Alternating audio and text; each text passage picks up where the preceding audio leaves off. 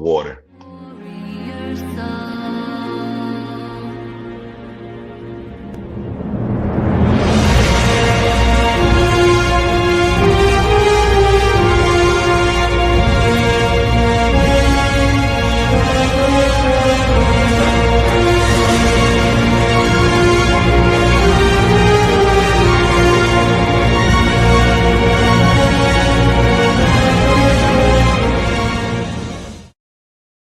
Is a test of the emergency broadcast system. This is only a test. DJs in MC. This DJ, he gets it out. Listen to this jockey's introduction to Two DJs in a mic with your host, DJ Mike. Is that a timetable? And DJ JP. Well, get on it. It's your time. Give me the mic. Welcome to another episode of Two DJs in One Mic with myself, DJ Mike. I'm waiting on the nice guy, DJ JP, aka the birthday boy. Today he's celebrating his 105th birthday. 105. But I'll play it to the side. He turned 59 today, so we're celebrating the big guy, and we're grateful for him, and that he had the opportunity to celebrate another birthday. But besides that, we're here with what I would say one of New York's finest, and that is none other than DJ Grand Finale. Yeah, my man. Up, Appreciate that, DJ Mike. How you doing, my man?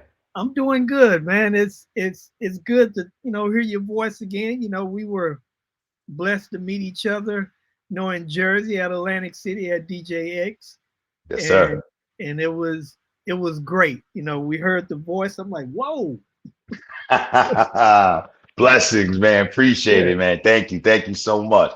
Thanks for having me on here. I gotta say, that intro was fantastic, man. That got me hyped. I'm jumping, I'm dancing, I was bopping, I was ready to go right there. I love that. So I'm glad to be here, man. Thanks for having me.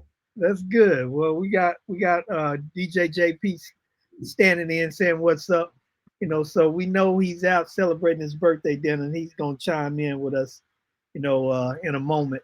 But besides that, we got to keep going, represent and make things happen. So we just want to kind of talk to you about, how it all started, for you.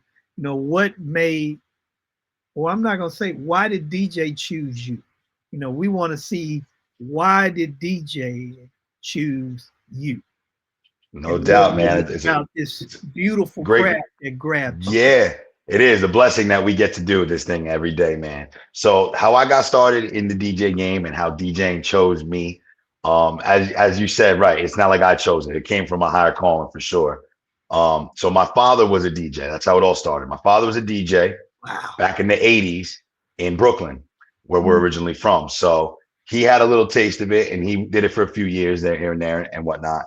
And then, when I was born and my brother were born and stuff like that, he had a job and he kind of got away from it a bit, but it was always there, and it was always definitely like in the back of his mind for sure.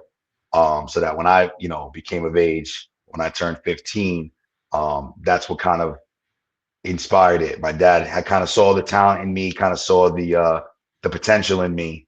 And he was the one that pushed me to say, I think you could really do something amazing with your voice, your personality, your energy, and put that into the DJing business, into the music business.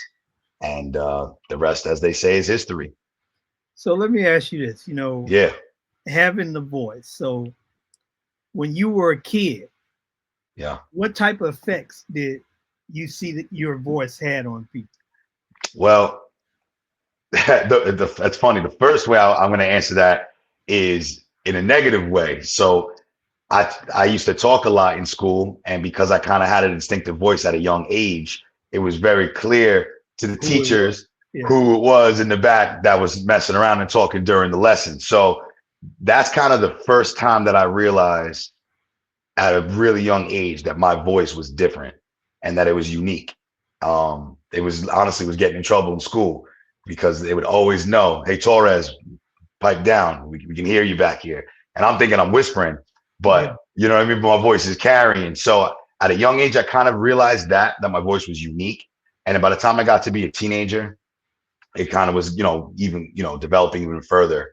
I saw how it affected people because I was an athlete. I played sports as a kid and a teenager and even in college. So on the ball field, I could see how my voice really affected people. So it was really young in school and in sports that I noticed that. And then it was just a matter of time before, again, getting inspired to start DJing and kind of putting that into who I was as a person, who I was as a DJ and as a business person as well. Okay, so were you a shy kid when you grew up, or were you just always outspoken?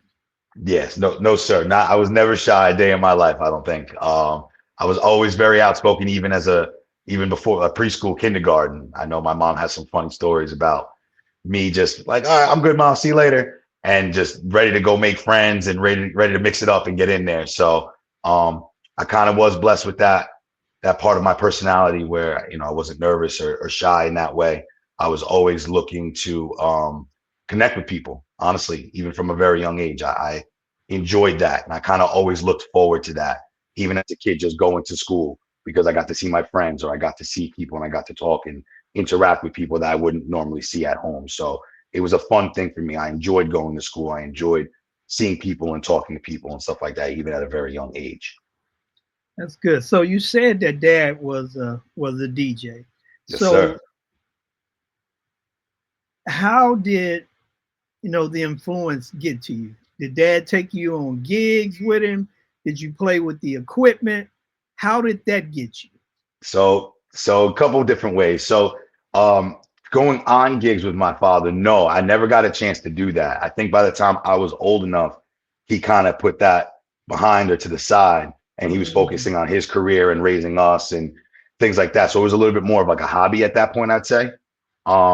The equipment, though, yes, the first time I ever saw turntables or put my hands on turntables was because of my father, and it was Run DMC records.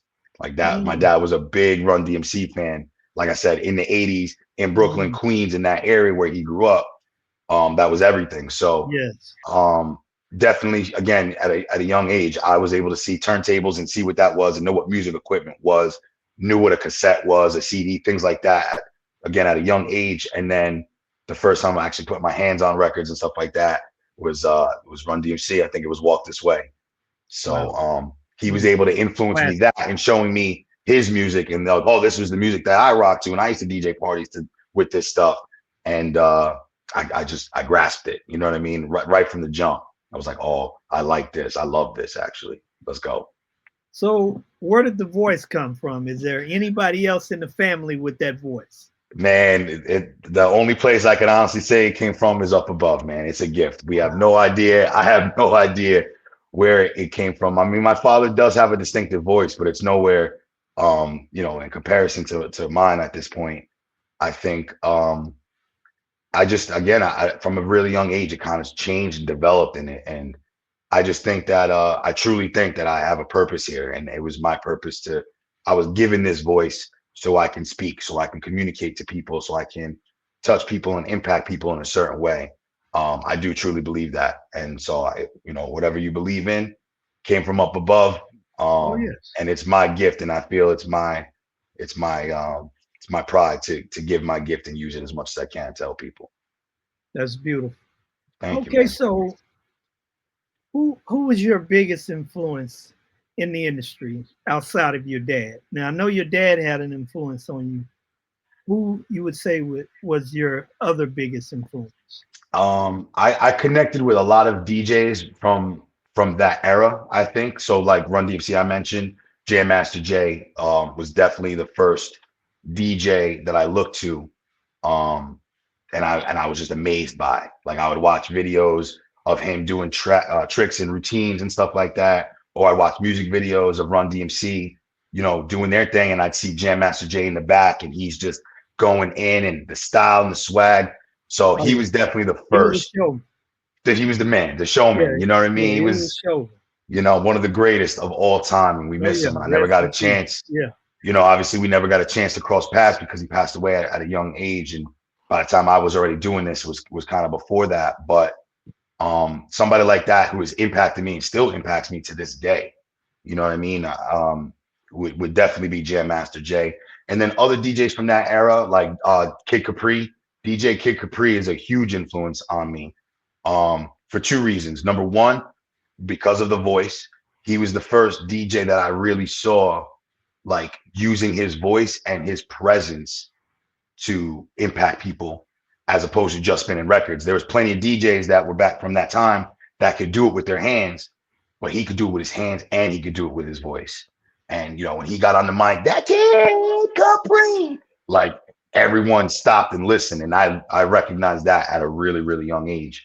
And then actually early on in my career, I was maybe 18 or 19, I got a chance to work with him and meet him. And I hosted a DJ battle and he was the headlining performer at. So we got a chance to meet and I got to talk with him and, you know, tell him that like, hey, I'm a DJ. I'm just getting started with this thing a couple years now, but you're a big influence on me. And we've met a few times over the years that our paths have crossed. And I always remind him that he's definitely a huge influence on me. that's cool. That's Yeah, you know, and I think when you look at that, people really don't know the effect that they may have had on us. And there are so many times that we don't get the opportunity to really share that with. And sometimes we feel ashamed to even say that because our ego may get in the way. sure. We may feel like it makes us look lesser than a man or something. But Yeah, it's it's a beautiful thing, man, to have that opportunity to actually work with someone that you admire and that had an influence on you as a for DJ. sure. For Yeah, sure. And I've had that chance, quite a lot in my career. I've been very, very blessed and lucky too. And to your point about not being scared or get ego in the way of that, man, I've always tried to make sure for those ones that really mean something to me, that impact me, I do my best to let them know that and just, hey man, I know you hear this all the time, but I really appreciate everything you've done, man. It's really inspired me in a lot of ways. And it goes a long way when you talk to people in that way, for sure. Oh man, it's a great thing. A couple of years ago, I had the opportunity, me and Jeff, to sit down with Cuban, and I had the opportunity to really talk with him because I really love, his style and what he brought to the industry.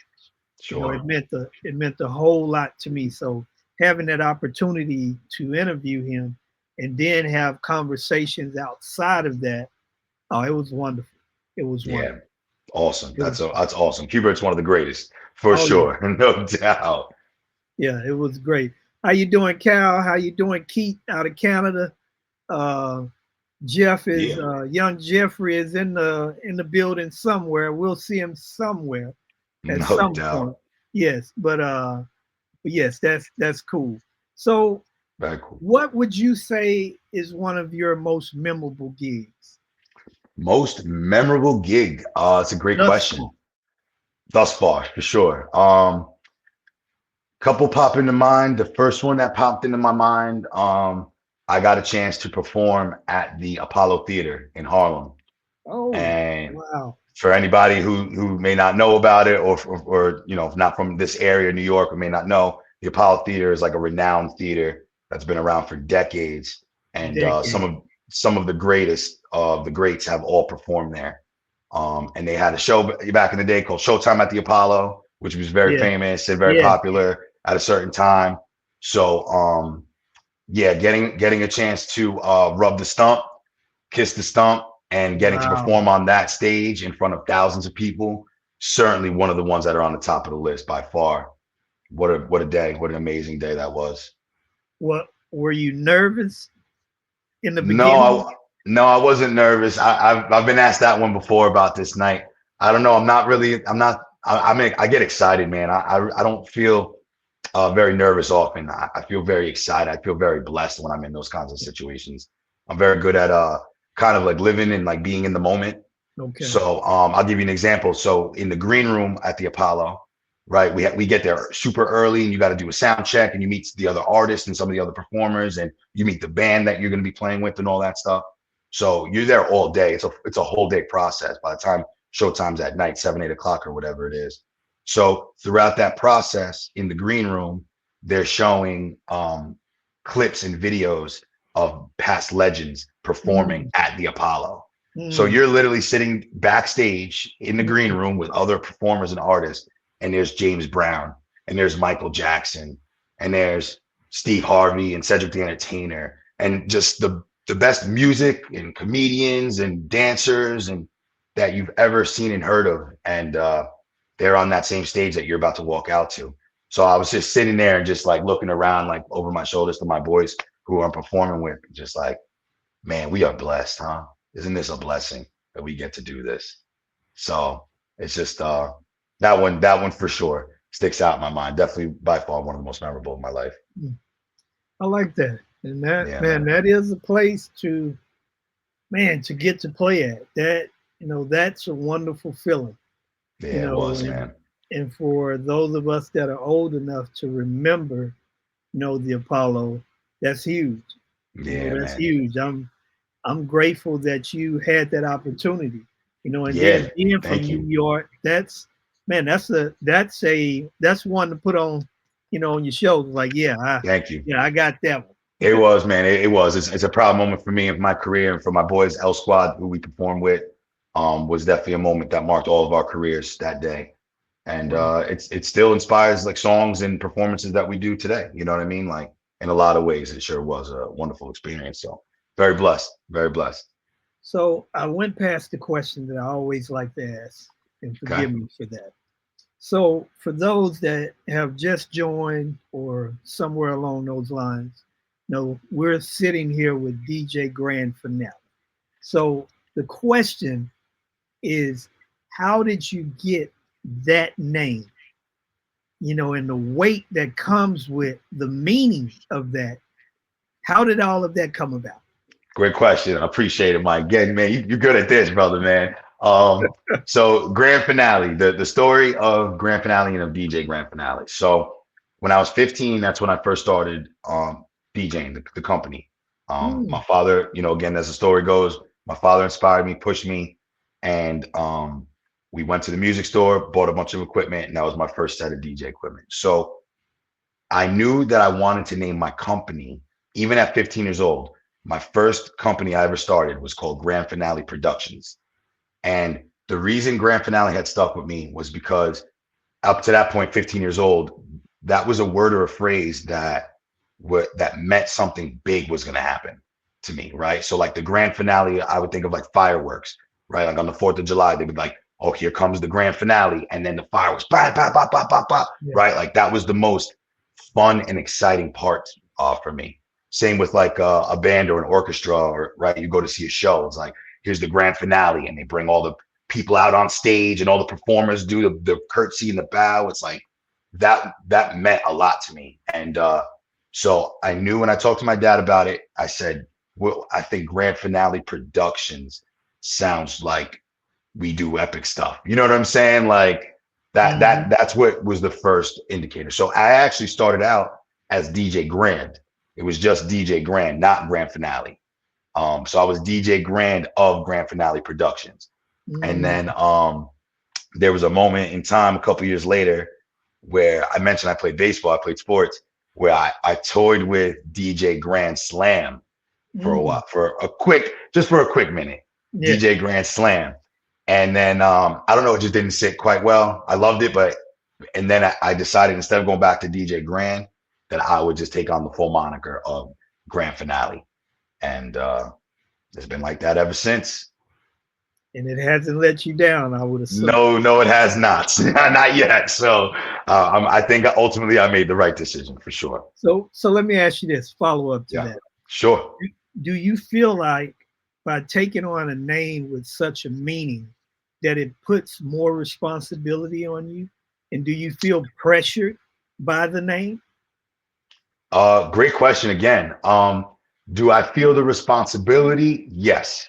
Like I said, I think I recognize at a young age, my voice and my personality, my energy was meant for a higher purpose. So I think that comes with that name, with Grand Finale, and with that kind of reputation. Certainly that responsibility is felt, and it's part of, again, what inspires me and what pushes me to get up and do what I do every single day. Again, do I feel pressure or nervous or anything like that? I don't. I feel like it's what I'm meant to do more than anything else. I feel so in a weird way, I feel most comfortable being Grand Finale, being a performer, being a DJ, because I truly feel like that was what my ultimate purpose is. So the responsibility, the weight of that, for sure, I recognize and understand that with a name like this and, you know, the reputation I've built up to myself so far, it's a lot to live up to. But in no way do I feel nervous or pressure about it. I actually feel a place of comfort and a sense of being within myself, that this is who I am and this is what I've always meant to do. So that brings me a lot of pride and joy, I would say, coming from that place. I like that. So for me, it just sounds like, you know, and summarizing, what I get out of that. It sounds like you're honestly doing something that not only do you love, but you feel like it's your purpose, that you're operating within your purpose. And with those two factors, it removes any form of nervousness or just, just feeling like you're out of place or any of that. It actually gives joy. And you feel honored to be in the situation that you're in. Yes, that's a great way of putting it. I do. Yeah. I like how you put that. I do. I feel honored to be in this position. No, I don't feel pressure or nervous. I actually feel honored that this name and this voice was given to me. And like I said, I feel like I didn't choose it. It was chosen to me. I do. I feel honored and blessed that I was put in that position, and very confident in the fact that I know what my calling and my purpose is in life. Great. So Yeah. moving right along, brother. I love the answers. Thank you, man. I love the questions, man. Mike, fantastic, man. Yeah, I really feel like we're getting really to know you, know, and what makes you operate. So for sure. So in building the company, what challenges did you face, while building your brand? Was there anything that, kind of that was hard for you? For sure. I mean, yeah, there's plenty of challenges, and I think any business owner or anybody who's in the arts or anything of that way that feels passionate about something, you're certainly going to face challenges along the way. I think some challenges that we all face, I know personally, I'll say I felt a challenge. Actually, I feel challenged when it comes to social media. I think that's one of my biggest challenges, even still to this day. I think marketing and adapting to social media and the way that the world works now and how social media works, for me personally, was a challenge and still is a challenge. Probably still the biggest challenge that I face to this day. And the thing behind that is that I'm a people person, and I'm very, very comfortable talking with people like yourself, and in person. I have this energy and this personality about myself. But for some reason, when the phone's in my hand or when the phone's there, it's almost like a blockade. It's almost like a barrier between me and the people. Excuse me. No, you good. I don't know if you lost me. Did I lose you there for a second? Am I here? No, I'm sorry about that. Yeah. So that's something that I still work on to this day is my social media presence and how I market myself and my brand is something that we still continuously work. And the way social media works, there's new trends and new things happening every single day. So staying up with that kind of stuff is that's the job. There you go. That's the great way of putting it. Like, that's the work that is this business. Truthfully, the performances, like getting gigs or making connections or building like all of that stuff is what naturally has come easy to me. And that's the foundation of a business, right? Is building relationships and those connections that you make, and being able to perform at a high level and to, meet people's expectations, right? Like I said, it's reputation that comes with all of this. All of that stuff to me has been much easier than the screen or the phone or putting what we do and showing everybody what we do and putting it online. That there I face more challenges than anything else, honestly. And I think one of the reasons why is because the DJing and dealing with people has become such a normal thing for you that it's really no work involved because you're operating within your passion. Exactly. When it comes to the social media aspect, that's work. And you haven't figured out how to create that same feeling that you have on the other end, on this end. Correct. And that's where the challenge. So yes, sir. Instead of, someone being in front of you, it's hard because you can't feed off of that energy. Exactly. That's a great point. Exactly. And I think a lot of people, especially most people that I talk with and deal with, it's kind of the opposite. Some people are a little bit more comfortable behind the screen, or especially an artist or a musician, and you're putting your art out there and things like that. You know what I mean? Some people are wonderful studio musicians, but then you put them on a stage in front of 100 people and it's not the same. Like they stage fright. Yeah. And I'm so opposite. I've never experienced stage fright in that way. I'm most comfortable there in front of the people because, as you said, I feed off energy. I'm a big producer of energy, and I feed off energy and I reciprocate it. So like I said, that screen sometimes is kind of like an energy blocker to me. It's like the work or that's the non-fun part of the business. So I guess that's the part that is a little bit more challenging. I'd rather be out there and talking with the people and having fun and going after it. But there's two sides to every coin. So you have to understand that. And if you want to have a successful business, you need to at least have a basic understanding of how this stuff works, which I think I do at this point.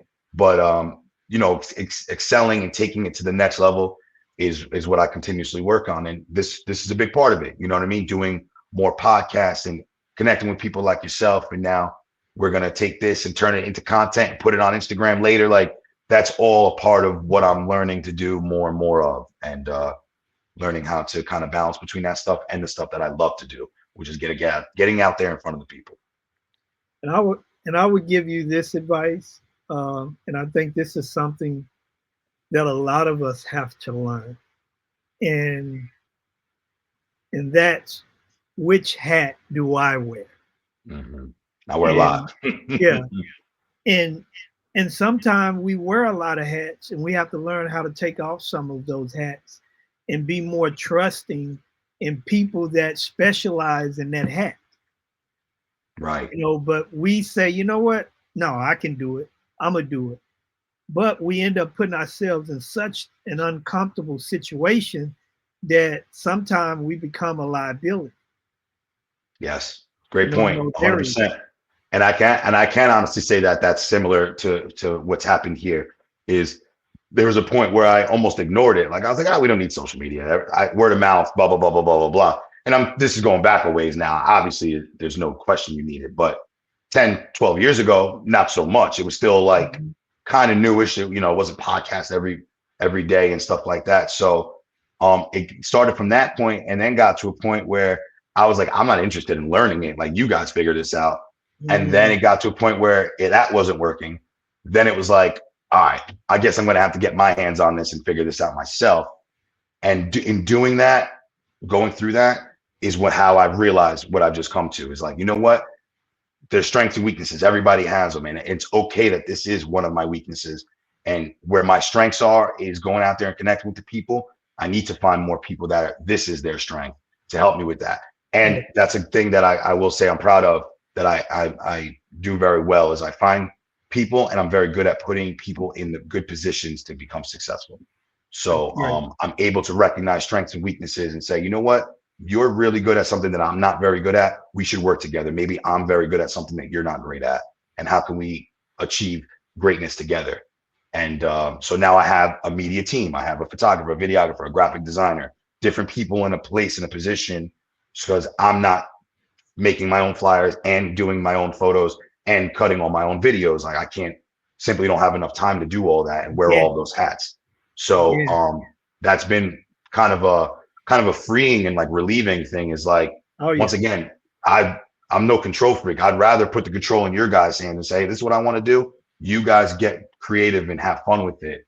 And I just get to go be myself. I just get to go out and perform and do what I love. And then they capture and put it together and we plan it together and all that, but it's a lot more freeing to be in that way. So that's a great example of a challenge and finding solutions along the way of as your business kind of grows and expands, you have to find new ways to continue to stay ahead of the curve. Yes, sir. Totally agree. Yeah, man. So how do you stay creative in such a competitive industry? Because there are so many DJs and there are so many people that just decide, you know what, I want to be a DJ. Yeah, sure. And they just go out there and buy some equipment and they're out there working. Yep, So here they are. how do you keep that competitive edge? Great question. Another one. The competitive edge. I would say generally speaking, I think I am a very personally motivated person, right? I can motivate myself. I'm very self-motivated would be the way I guess the better phrase. So I guess I don't look at competition or I don't look at another DJ company or another guy online and say like, oh, what he's doing, oh, I can do that better. I never, you know what I mean? I don't have those types of feelings. Truthfully, I like to be myself and I get better results just being myself instead of trying to keep up with the Joneses, per se. Where it comes in the creative side of that, right? The creative side versus the competitive side. So creatively speaking, I grab inspiration from many different places. So now I'm not just a DJ either. Like I'd also do voice work. I'm an MC. I mentioned performing and writing and producing my own music. I have other outlets of music and performing and voice acting and other outlets of mine that all kind of feed into my passion.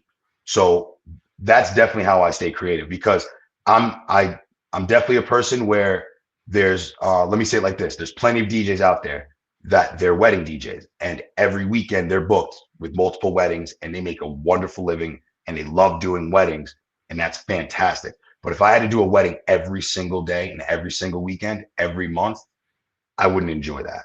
I like this week I got a wedding, next week I have a nightclub, the week after I'm doing a local bar, the week after that I'm doing a community event in my with an organization, a not-for-profit. So I work with a lot of different people and do a lot of different style events. And I think that's what kind of keeps me creative, along with my other outlets. And again, just being myself, I really don't look to competition. Just being myself and having fun in all that I do certainly attracts people to my brand and to our company. And we get a lot of opportunities just based off of that as well. You said something interesting for me. Okay. And you said if you do a wedding every week, that it's not good for you. And that resonates with me because I can't play for the same crowd week in and week out. Right. And the reason being is because at that point, I'm getting nothing out of it. And I get bored because for me, it's more so the challenge of finding the crowd and getting them to have a good time. And that's the high for me. And if I'm doing the same thing over and over again, I get bored. And when I get bored, I'm not focused. And when I'm not focused, I'm not doing a good job. There it is. So, agreed. So that resonated with me because I feel that way. I don't know if it's for the same reasons, but I would almost say that it's somewhere along those lines for you. No, totally. And I do think it is exactly that. I'm glad that resonated with you. And again, I've spoke with many other DJs and they love doing weddings and they couldn't even fathom or imagine doing nightclubs and being up till 3 o'clock in the morning. Oh, that sounds horrible. And I'm no problem. That's, you know what? That's great. If it works for you and you enjoy it and it pays the bills, absolutely, like, then do that. But again, like you said, Mike, we kind of come from in that same boat where if I'm doing that and it's week in and week out and I'm playing Earth, Wind and Fire again, and kind of it gets kind of routine, and you know what I mean? I kind of lose focus a little bit, or I lose that fire which really excites me, which is new opportunities. I'm always looking for the next or the new opportunity.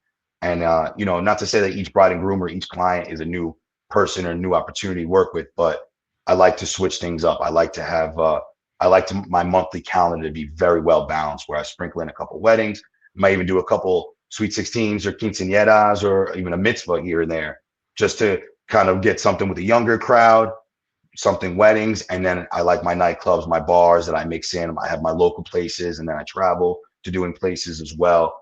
So that's another thing. I like to travel and DJ. So I like to keep some of my weekends open if I'm booking a wedding every single weekend. And then I get an opportunity and they say, hey, we'd like for you to come down to Texas or Florida or, Atlantic City to DJ. I'm already booked for a wedding. That I was doing that a lot too. And I was like, man, I really wish I was over here, but I got to do this wedding. So switching things up, and that keeps me kind of creative and keeps that edge, I guess you would say. That's good. That's good. Yeah, man. So, and I know this is big because we had the opportunity to catch you with some of your team, but what role does your team play in your success? Oh, that's a great question too. All of them, man. Great. So let me talk about that word success for a quick second. So success, the word success to me, something I've kind of realized kind of recently, right? And plenty of people have asked, like, what defines success to you and things like that, right? And this is a similar question. Success, the way I define success is happiness, okay? If you're happy, you're successful. You may think that successful is what your bank account looks like, or they may think because you have a nice house or a nice car that that's what success is, or you got, money in the bank. But if you're happy, isn't that success? Aren't you successful? You could have a guy who works a 9 to 5, who goes to work every single day and has a family and comes home to his family, and they live well and they're okay. And if they're happy, and if that's how they want to live and that's what's good for them, then they're successful. They're no different than an entrepreneur or a business owner who's a millionaire, billionaire, who has a yacht and a boat and all this other kind of stuff. So that's something I've really been grappling with is what is success? What defines success? And to me, it's happiness. So by saying that, I say, what role does your team play in your success? My team plays a huge role in my success. Why? Because they help me be happy. And let me break that down in a few different ways. My team is there to have my back when I need help on an event. So I don't have to do it all by myself, or I'm there lugging stuff, or a 4-hour gig turns into a 6-7 hour event because of it all, right? They're there to have my back when I need them. They're there to cover me when I need them. If I can't make an event, or I'm already booked, or I need to spend time with my family, they're there. You know what I mean? So they're contributing to my success all the time, whether it's in the business or personal. They're a huge part of my life, of my career, and of my success. So, as again, you said, you saw us, where I'm very passionate about my team and about my guys, and they're very carefully selected people that we allow to come close to us and that we entrust in our equipment, in our name, in our brand. And I have to be confident with our team, with these guys, to know that they can go out and do this event and there's going to be no worries. I have to be concerned with anything. I can enjoy my time with my family, or I have another event, another client that I have to take care of, and I know that they can be put in a position that they're going to do a great job. And that ultimately is all leading up to my success, which is my happiness. I can come home, the bills are getting paid, my wife is happy, my kids are happy because I can spend time with them. We love what we do as a team, and we enjoy what we do. We enjoy each other's company. We like to work with each other. I mean, how many workplaces in the world are, where you don't like your coworkers, right? Like, you have to deal with somebody because they're your coworker, and you have to deal with it. You don't have to with us. We're a family. You know what I mean? We're a close knit group of guys that all really care about each other and all have, all like minded and all have common goals. So we're constantly all contributing to our own success and our own happiness in that way. You know, and if I may, one of the things that really stood out to me and Jay when we met you guys in Atlantic City, you know, and we ran into each other frequently, Hmm. and every time we saw you and your team. No matter where it was, we Yeah. saw you guys together as one unit, Yes, whether it sir. was at the parties or coming out of a class or showroom floor, whatever it was, you guys were together. Yes, Yes, sir. and that stood out to us, and it was just really good seeing that, you know, because you guys unified, y'all are unified for a purpose, That's right. and we didn't see any big egos or any, you know, just out of whack personalities. You guys were acting just like family, just like you described. So that's a great thing, and I'm happy that not only you have it, but they have it. All of Yeah. you guys have it together because it's important. You know, Thank you. we can do so much more together than apart. Amen, man. Amen to that, right? Imagine if we all thought like that. Imagine. Oh man. Well, Blessings, Mike. yeah, it would be a different world.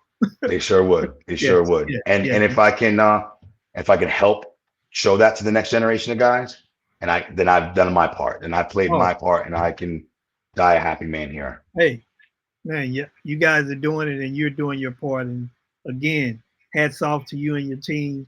Uh, it was a Thank you. blessing meeting you guys, and it has been a blessing to try to grow our relationship more than what it is. So we're very thankful for that. Um, Likewise, man. Right back yeah, at you, man. Thank you, Mike. yeah, Thank you very much. I really appreciate that. not a problem. So, what advice would you give to, you know, the DJs or anybody inspiring to be a DJ? What advice would you give to them? The best advice that I think I can give, and I've used this answer before, is to be yourself, man. Just be yourself. There's no reason to try to be somebody else or to try to chase something that you're not. You know, I think again, a lot of people, I use the cell phone thing again, like a lot of people, there's this barrier here and they look at the screen and they see something and I want to be that.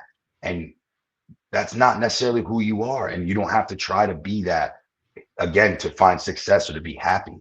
Just be yourself, man. That has gotten me so much further in this business and in life in general. Just being truly authentic and true to myself.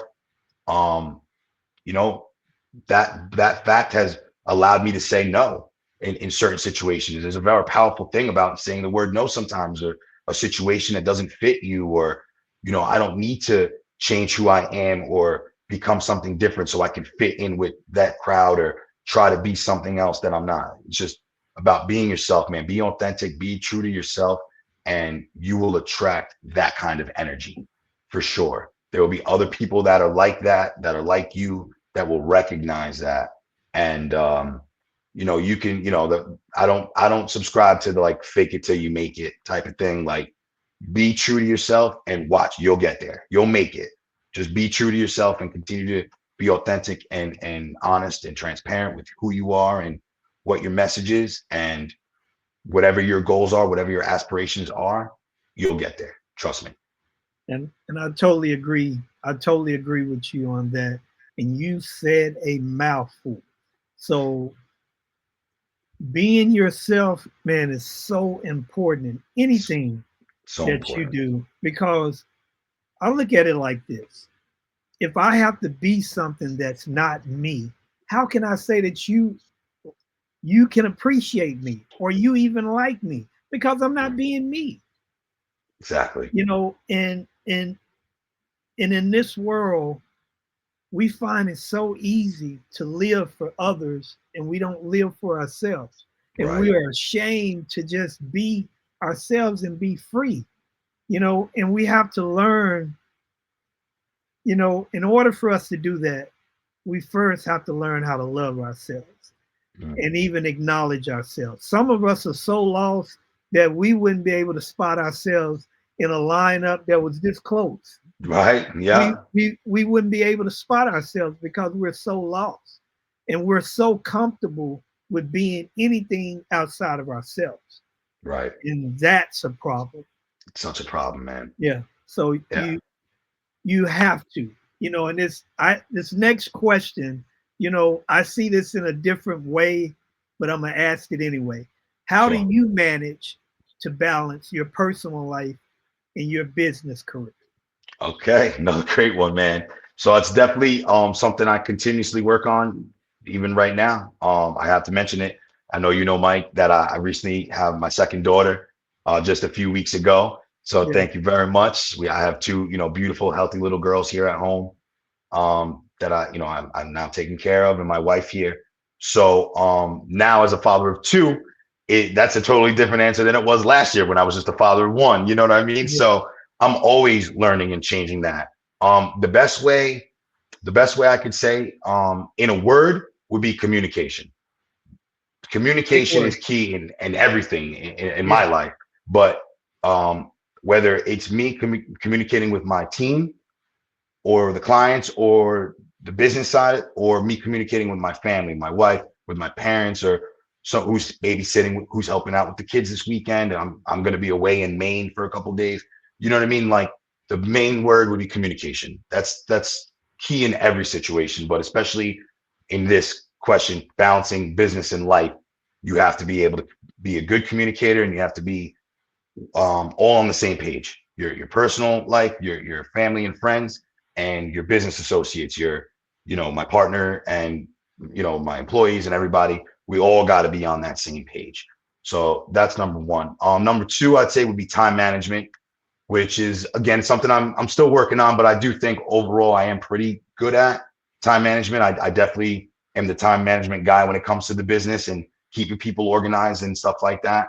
So now 3 weeks into baby number two, my time management schedule is a bit off, but I'm figuring it out and I'm fine tuning that. But just allotting time of the day for all the different aspects of your life. So for example, my mornings, I'm not a morning person.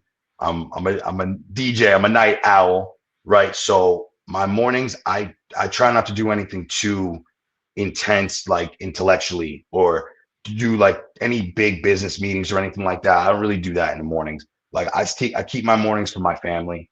I feed my daughter breakfast every day, which is a blessing in its own. I mean, how many dads can say that they get to feed their daughter breakfast every morning? Like, I don't have to get up and punch a clock. Hey, that's a beautiful and thing. Be somewhere at that time. Like, so my mornings are more with my family. I get to spend time with my daughter, feed her breakfast, with my wife and the new baby, get them ready for the day.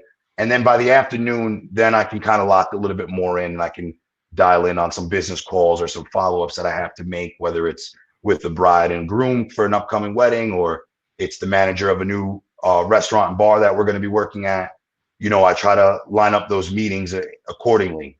And that way I have some time with my family, and then I can make some business calls. And then, then I got to get the girls ready and put them in for their nap. And now my daughter's in for her nap. I know I got myself an hour or two. I can get some things done. Then I'll go in and check my emails and go through and send some contracts out, or send my insurance to this venue that needs it, stuff like that. So it's always being fine-tuned. It's always constantly being adjusted and kind of nipped and tucked. But, communication and time management would be the two key things that I would say comes with balancing a very busy business and a very busy family.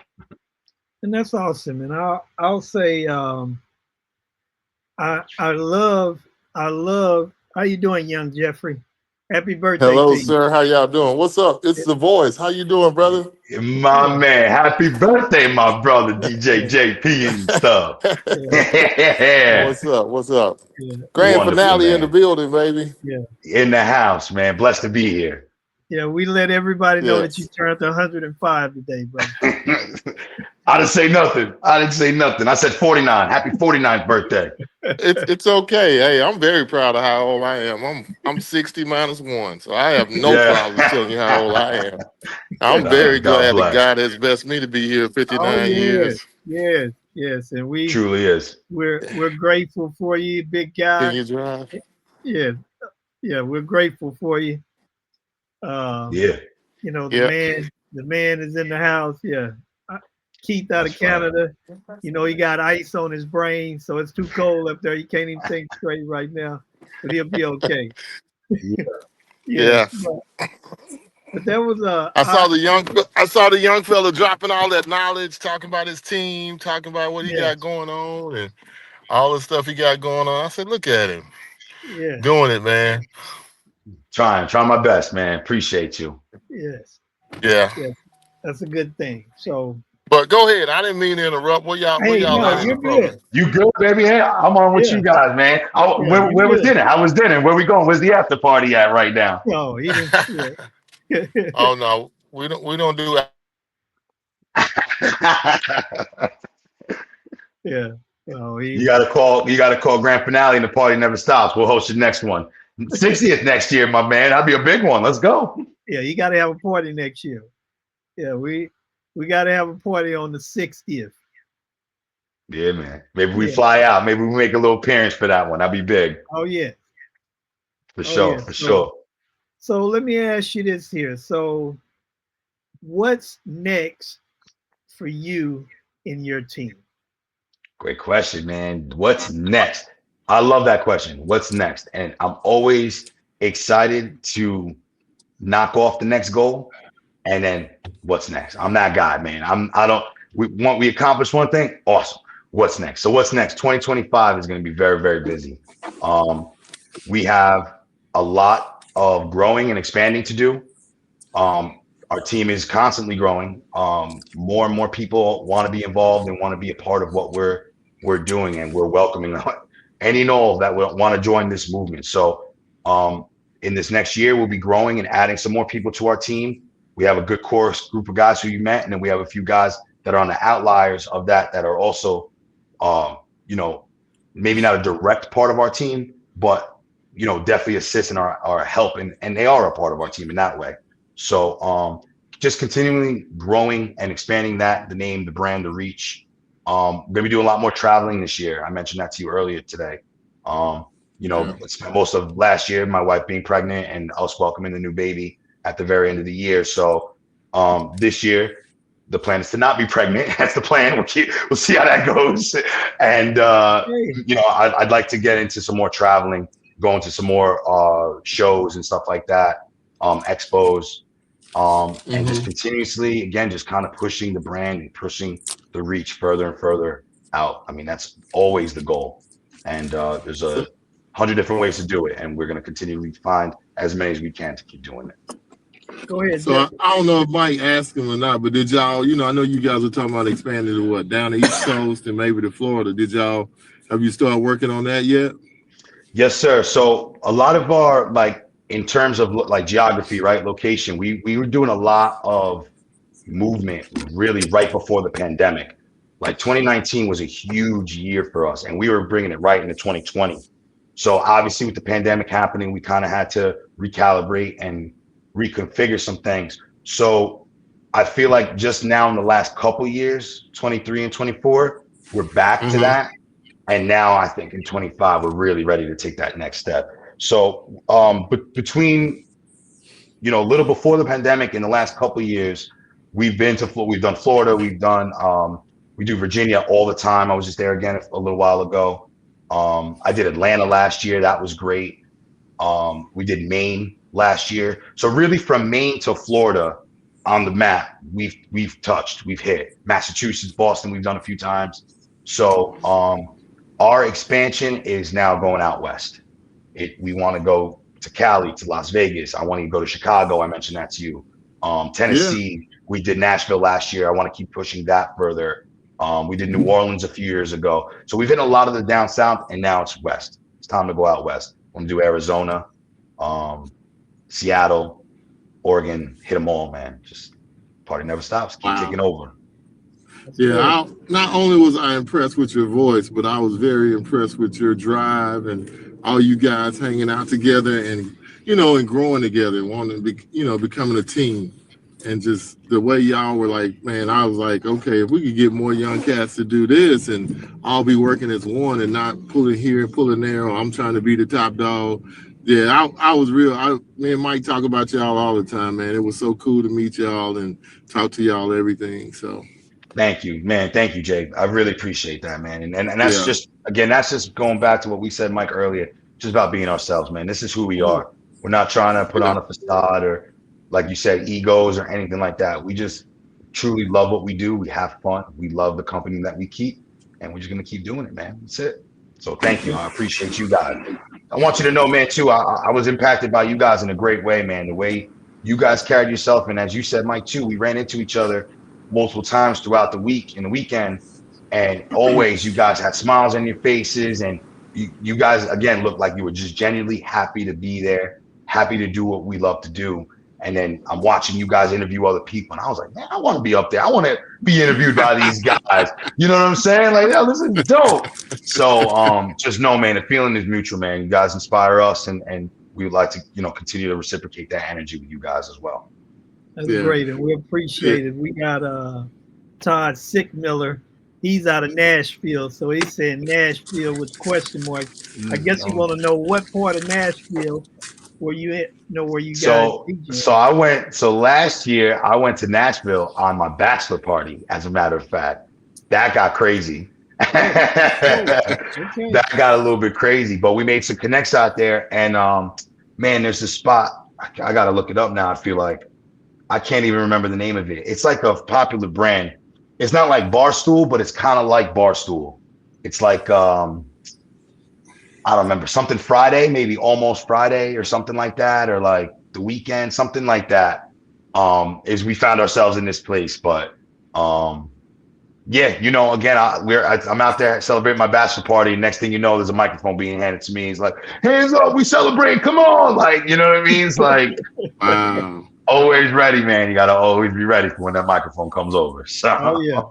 Well, Todd is the king of onesies, so Todd may get you a onesie on the next interview.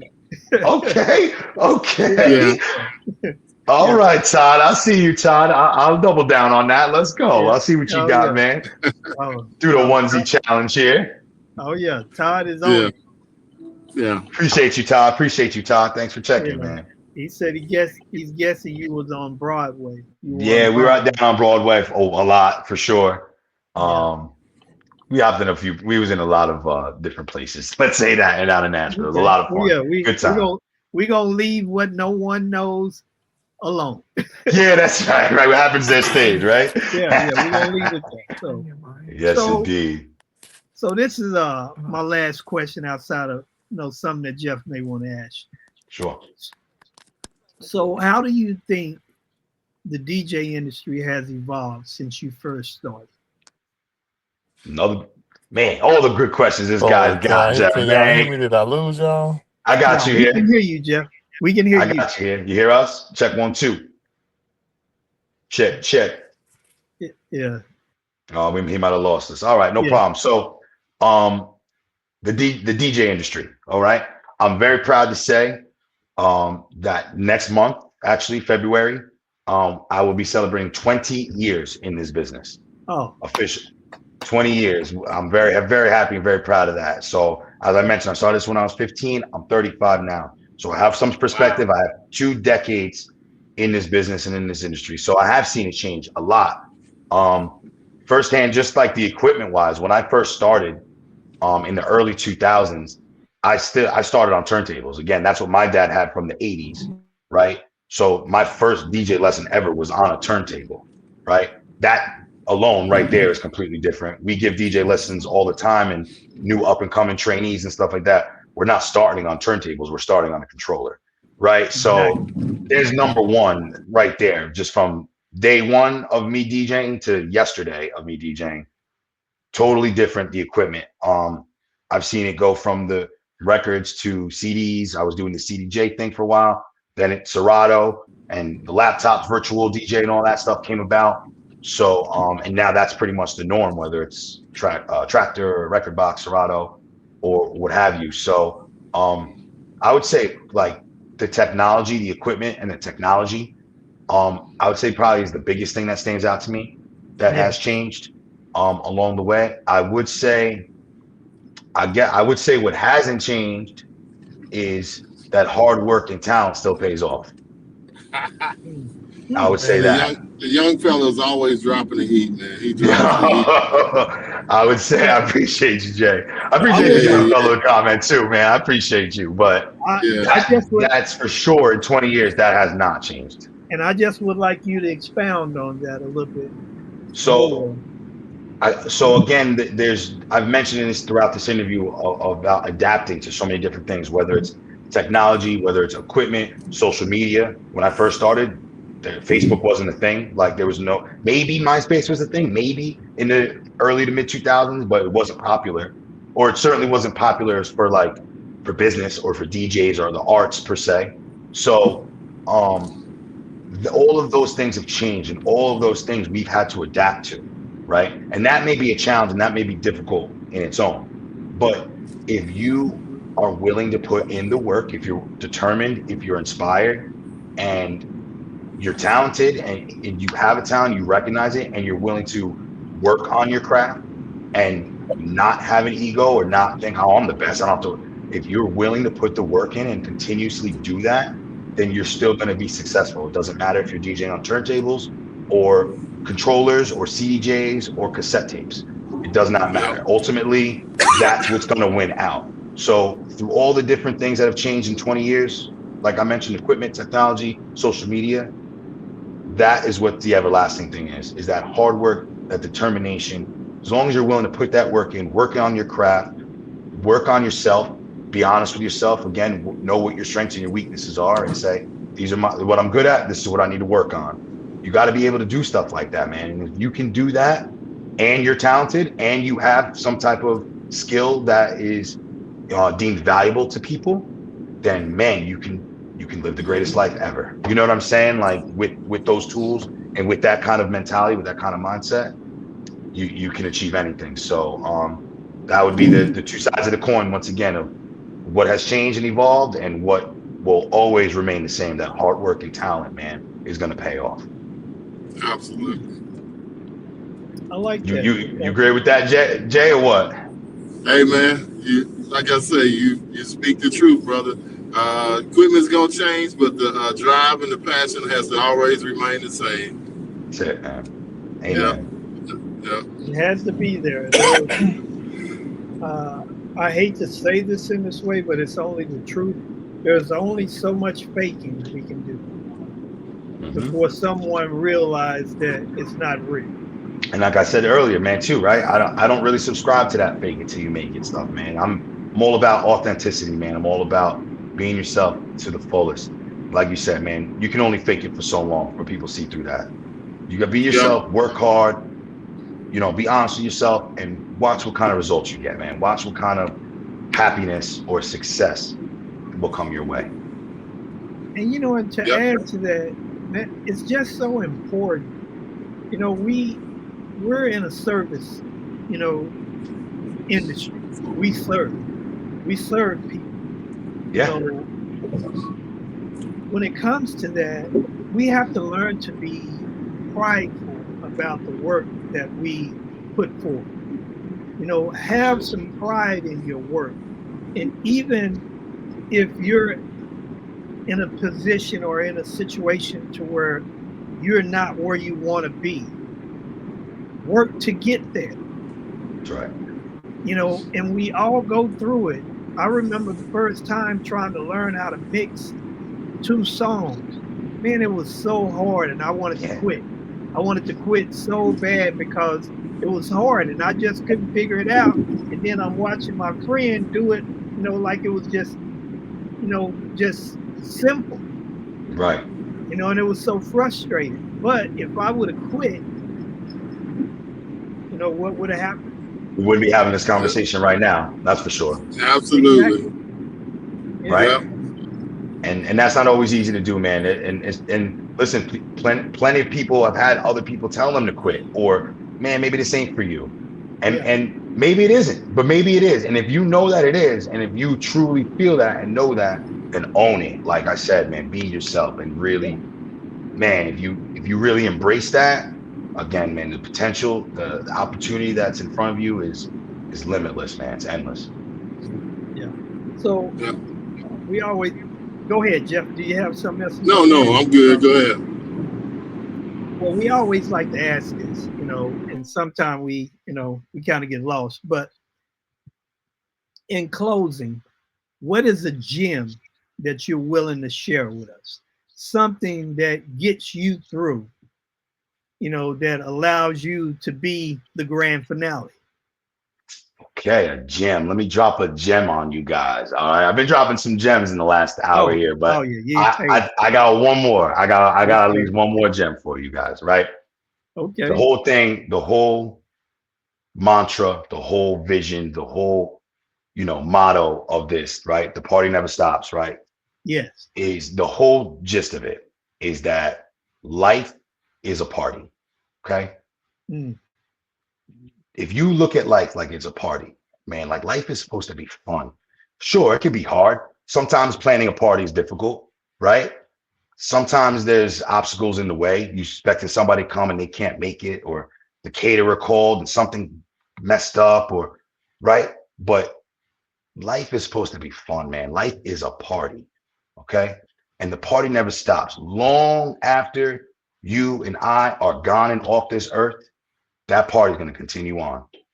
And it's up to us to do something great and something memorable and amazing to leave behind here, to leave a legacy that can continue on with the party. And that's the thing, man. I'm very present in my time and where I am in life, and being alive in this age and this generation. I'm very grateful and blessed for that, because I feel that I have that opportunity to do that. And that's what I'm trying to do here. I'm trying to create something that can stand the test of time and be here long, long after I am. So that's what it's about, man. Life is a party, and sometimes it takes a break. Sometimes it may need to take a pause, but no matter what, the party never stops. Like that. I like that. That's it, boys. That's it. That's what it's all about. Yeah, Beastie Boys say you gotta fight for the right to party. Brooklyn, baby, what's up? Yeah. That's right. That's right. Yes. And that's it, man. And any one of us that's born, if you're born into this world, then you have now earned your right to party. Go do it, man. Go enjoy it. Go live it. Yeah. Don't waste it. Don't go back and look back 10, 20, 30 years later and have regret and say, man, I wish. No way. Life's a party, man. Enjoy it. Go party. Enjoy yourself. That's it. That's what it's all about, man. Man, we really appreciate, you taking this time out of your day, to separate from the two, your two beautiful kids and your beautiful wife, to give us a little time, give our audience some time, just, to hear your thoughts, your philosophies, your ways of doing things. And we really thank you for that. And thank you. Wish you guys continued success. And as you say, the party will not stop. It's going to continue. Not now, not never. Continue. Thank you. Thank you, gentlemen. Mike and Jay, I really appreciate you guys. Again, we made a connection there in Atlantic City, and I'm confident to know that our connection will continue to grow and build beyond this podcast, beyond this interview, and into the future. And I'm really, really excited to see where that goes, man. Oh, yes. You have, we don't have a choice. No, sir. Stop, man. We have to maintain the connection. That's correct. To continue to push forward. So no, when we get to Atlantic City or whatever conference you guys are at and we're there together, hey, no. When we see each other next time, we got to go have dinner. We got to break bread. Yes. And do that. Yes. Because absolutely. we kept bumping into each other at these, some great parties at Atlantic City. Yeah, for sure. Great oh parties. yeah. But no, I agree. Now let's go break bread, man. Let's get together on a higher level, man, and continue to push the needle forward, man. That's what this is about. Is finding guys like ourselves that really just love this stuff, man, and it's up to us to keep pushing it forward, man, to the next generation. So let's continue to do it. Yes, sir. Yes, sir. So we definitely want to be respectful of time always. Again, thank you guys. Sure. And we want to thank our sponsors, our platinum sponsor, Curator Live, that has awesome software for all of you guys that are doing 360s and photo booths. We want to thank EV, which is another beautiful line that has great products. We want to thank eStart. eStart is one of the best up-and-coming softwares that you can use as well for your parties, especially, for DJs. Check out eStart. CP Header, they have great updates all the time. So, NLFX professionals, best people that you can talk to about equipment or whatever you need to know. So again, we want to thank all of our sponsors. Thank our guest today, DJ Grand Finale, the only Grand Finale.